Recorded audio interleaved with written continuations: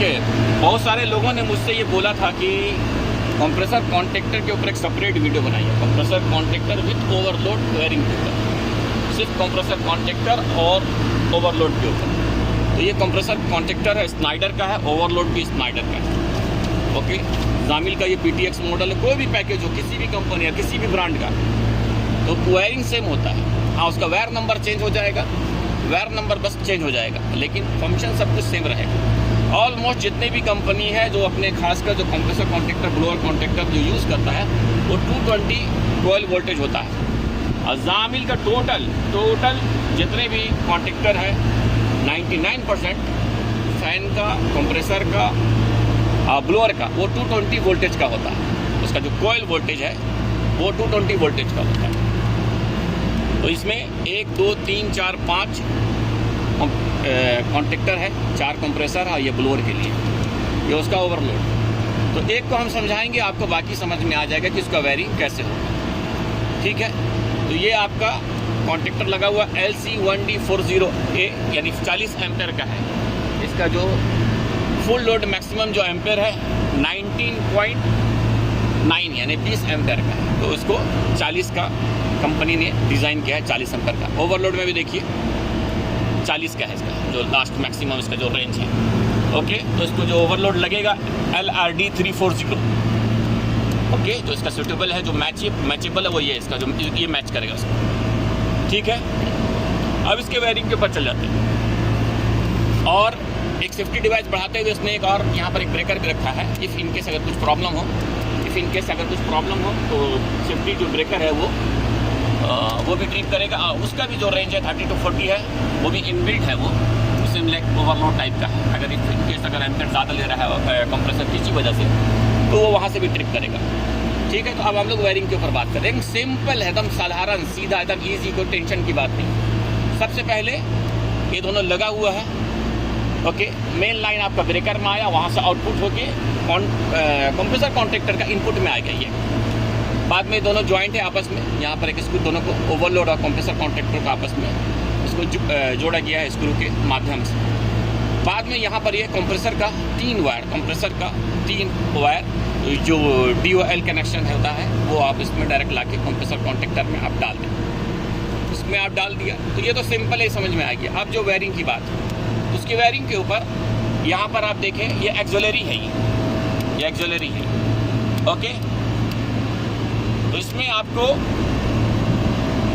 3 point दिख रहा है, 3 ऊपर 3 नीचे। तो ये जो राइट में A1 A2 दिख रहा है, यही वाला आपका कोयल है। ये कंप्रेसर कॉन्ट्रैक्टर का कोयल वोल्टेज इसको चाहिए। ये दोनों एक ही लाइन है। ओके, नहीं, ओके, ये कोयल वोल्टेज चाहिए, ये कोयल वोल्टेज चाहिए, ये दोनों NO दोनों ये एक लाइन है, NC ये एक लाइन है। ठीक है, ये दोनों को वोल्टेज चाहिए, कोयल वोल्टेज कंप्रेसर कॉन्ट्रैक्टर को एनर्जाइज करने के लिए, और ये NO है, ये NC है। ठीक है, अब यहाँ पर देखिए वो करना क्या है। ये जो आपका है NC और NC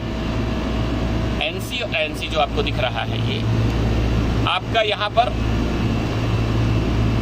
फेस आ गया, ये फेस लाइन है L2, ये फेस है, ये डायरेक्ट फेस लाइन है। और ये आपको 100 जो दिख रहे हैं, ये क्रिंकेस हीटर का वायर है, ये सेम एक्सिलरी है। ये 2 पॉइंट जो एक्सिलरी है, ये आपका कोयल का पॉइंट है। ओके, ये 2 पॉइंट जो है एक्सिलरी है। तो आपने यहाँ पर ये फेस लाइन है, इसको जब ये कंप्रेसर ऑफ होगा तो ये NC रहेगा, यानी कि पावर पास करेगा। तो इसको क्रिंकेस को पावर जाएगा। क्रिंकेस का जो दूसरा वायर है, वो डायरेक्ट न्यूट्रल से जॉइंट है, तो उसको पावर मिल जाएगा। जब कंप्रेसर ऑफ रहे, एक मिनट सर जी, जब कंप्रेसर ऑफ रहे तो इसको पावर मिलना चाहिए, ताकि क्रिंकेस ऑन होना चाहिए जब कंप्रेसर ऑफ है। तो इसीलिए इसका ऐसा कनेक्शन है। जब कंप्रेसर एनर्जाइज नहीं रहेगा, ऑफ रहेगा, बंद रहेगा, जब कॉन्ट्रैक्टर बाहर रहेगा तो इसको पावर मिलेगा। जैसे वो अंदर गया, वो डिस्कनेक्ट हो जाएगा, वो NO हो जाएगा, फिर इसको पावर पास नहीं करेगा और नहीं चलना चाहिए हीटर, तो ज़रूरत भी नहीं है क्योंकि कंप्रेसर ऑलरेडी ऑन है। ठीक है, ये उसके लिए हो गया। ठीक है, जब कंप्रेसर ऑफ रहेगा तो इसको पावर पास करेगा, क्योंकि इसमें आपको कंटिन्यूटी मिलेगा। ऑफ में, ऑन जब करेंगे तब इसमें आपको कंटिन्यूटी मिलेगा, ऑन में, ऑफ में नहीं मिलेगा, क्योंकि रन इंडिकेशन के लिए। ये रन इंडिकेशन के लिए है। ये आप उसको वायर जो देखिए आप वहाँ पर ये 6061 ये इसमें रन इंडिकेशन के लिए, जैसे ये BMS और DDC पैनल के लिए है, सिग्नल लेने के लिए कंप्रेसर चल रहा है कि नहीं चल रहा है, तो वो सिग्नल लेने के लिए आप इसका यहाँ से इस्तेमाल कर लिए 6061। ओके, यहाँ से आप ले लिए, तो ये BMS DDC के लिए है। लेकिन अगर आप ये दोनों इसका इस्तेमाल नहीं भी कर चलेगा, लेकिन बस वो मैंने एक्सप्लेन कर दिया वीडियो कंप्लीट समझाने के लिए। बाद में अब यहाँ पर रहा हमारा जो मेन काम है यहाँ पर। ओके, ये 2 नंबर और 3B ये याद रखो। 2 नंबर जामिल का कॉमन वायर है, ये न्यूट्रल लाइन है जामिल का। 3B फेस लाइन है, ये PCB से आता है, ये डायरेक्ट PCB से आता है, और ये आपका न्यूट्रल लाइन है। यदि न्यूट्रल उसको डायरेक्ट दे दिया, लेकिन फेस उसको डायरेक्ट नहीं दे सकता। अगर फेस डायरेक्ट दे देंगे तो हमेशा वो कंटिन्यू चलता रहेगा। ऑफ करना है, वो कोई ऐसा चीज़ हो, कोई ऐसा डिवाइस हो जो ऑटोमेटिकली कट ऑफ हो, हाँ टेम्परेचर पे कट ऑफ हो और कट इन भी हो, तो इसीलिए PCB से ये वायर आता है। तो ये वायर डायरेक्ट इसको न्यूट्रल दे दो A2 या A2 में, न्यूट्रल लाइन A2 में दे दीजिए। A1 बचा, A1 कहाँ पे क्लियरली अगर डायग्राम भी फॉलो करो, इसीलिए डायग्राम में मेंशन है, देखिए। ओके, डायग्राम में आप जाइए और इजीली आपको सिंपल समझ में आएगा। 3B देखिए, 3B है, देखिए। ओके, ये जैक कौन सा है? 1 2 3, तीसरा जैक में और चौथा वाला जैक में आप आइए। चौथा जैक में आ गए। ओके, यहाँ पर आप देखिए कंप्रेसर कॉन्टेक्टर 2 है, 3B है, यहाँ लगेगा N05 आपको PCB बोर्ड में। देखिए आप ऊपर जाएंगे, यहाँ पर N05 आपको देखिए नजर आ रहा है, N05। ओके, N05, तो वहाँ से आप PCB बोर्ड से N05 से वायर लेके आइए और डायरेक्ट कंप्रेसर कॉन्टेक्टर में डाल दीजिए। सिंपल एकदम। एक न्यूट्रल लग गया और उसको यहाँ पर जब PCB को डिमांड मिलेगा, कमांड मिलेगा, तब वो उसको आउटपुट जब मिलेगा, फिर वो वहाँ पर उसको वो कॉन्टेक्टर को पावर दे देगा, फिर कॉन्टेक्टर एनर्जाइज हो जाएगा। अब रहा ओवरलोड का। ओके, ओवरलोड का कनेक्शन के लिए यहाँ पर आइए।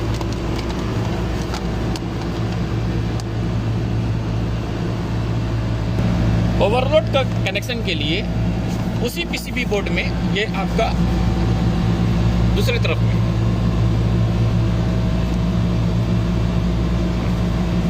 में ये इसका इनपुट है। ये इनपुट है। इनपुट जब नॉर्मल रहेगा तभी वो आउटपुट देगा। इनपुट अगर नॉर्मल नहीं रहेगा तो वो आउटपुट नहीं देगा। नॉर्मल का मतलब है अगर ये NC हो गया, NC की जगह NO हो गया, ओपन हो गया, गैस कम है, कुछ भी, फैन ऑफ है, फैन ट्रिप कर गया, कंडेंसर फैन किसी वजह से ओवरलोड ट्रिप कर गया, तो NO हो जाएगा। जब NO हुआ तो वो आउटपुट नहीं देगा, तो ये इसका इनपुट लाइन है, वो आउटपुट लाइन। तभी वो कंप्रेसर को पावर देगा, तभी वो कंप्रेसर 3B को पावर देगा, फेस देगा, नहीं तो नहीं देगा। तो ये क्लोज होना चाहिए। जब ये क्लोज अगर नहीं रहेगा किसी वजह से तो ये होगा।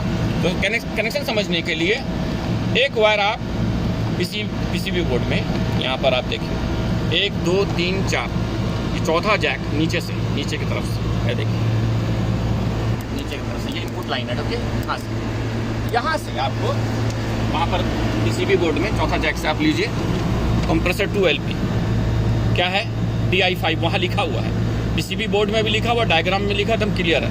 वहाँ से एक वायर आप लेके आइए, 22 नंबर वायर, नंबर कुछ भी हो सकता है, लेकिन जामिल की हम बात कर रहे हैं, कोई भी कंपनी का हो, लेकिन जामिल का 22 नंबर वायर है। 22 नंबर वायर लेके आइए, LP में जाएगा वो, LP से बाद में पास करेगा, यानी LP से गुजरते हुए, यानी सीरीज लाइन है, एक ही लाइन है वो, ठीक है। LP से गुजरते हुए ये NC रहेगा, नॉर्मली वो क्लोज रहेगा, प्रॉब्लम होने पे NO होगा। फिर वो ये वही वायर है, सेम वो लाइन है। ओके, ये एक ही लाइन समझिए आप इसको, यहाँ से ये पास कर रहा है, ठीक है। यहाँ से गुजरते हुए 27B ये HP है, HP से पास किया, अगर सब नॉर्मल है तो फिर यहाँ पर ऑयल प्रेशर स्विच है। ऑयल प्रेशर स्विच इस यूनिट में नहीं है, अगर नहीं है तो वहाँ पे एक जंपर डाल दीजिए 26B और 25B। अगर है तो फिर यहाँ पर उसका वायर यानी कि HP से निकल के 26 में जाएगा और बाद में यहाँ से निकलते हुए 25 में जाएगा। फिर बाद में SSPS भी है, सब उस सीरीज लाइन में बनता जाएगा। बाद में ये वायर आपका 24B आएगा यहाँ पर ओवरलोड में।